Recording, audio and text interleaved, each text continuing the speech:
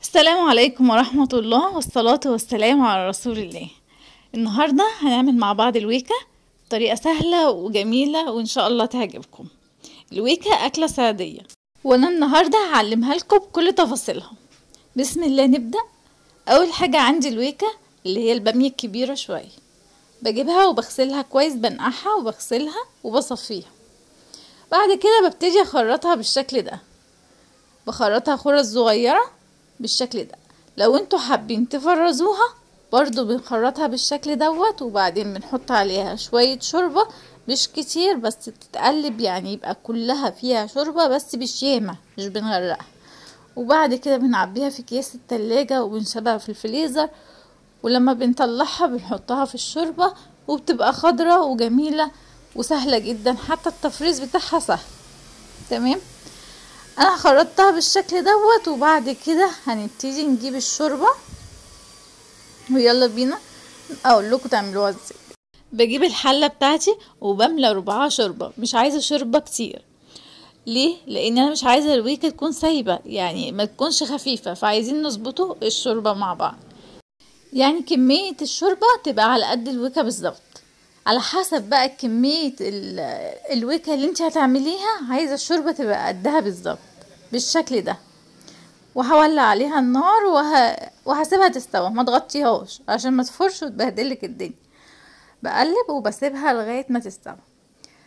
مجرد بقى ما تستوى وتبقى طريه كده، مش عايزاها تتهرى، بجيب المفراك بتاعي او بضربها في الخلاط لما تستهدى زي ما انت بتحبي.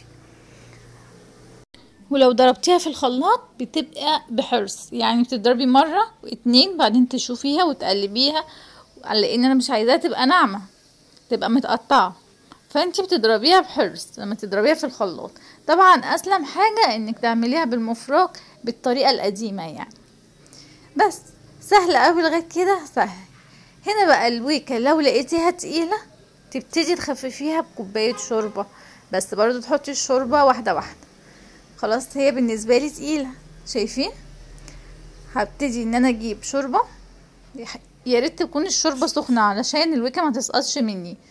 وهولع عليها النار تاني. انا كده دلوقتي طافيه النار، لما كنت بهرسها بالمفرك انا طفيت عليها وهرستها. هزود الشوربه وهولع عليها النار تاني، ماشي؟ مجرد بس ما تاخد غلوه كده القوام تمام مظبوط بالنسبه لي.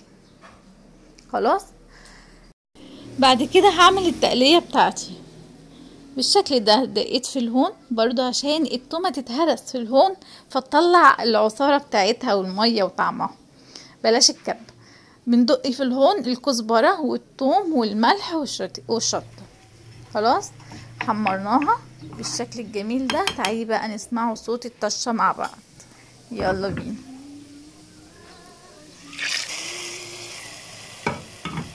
سمعتي صوت الطشه الجميل ده؟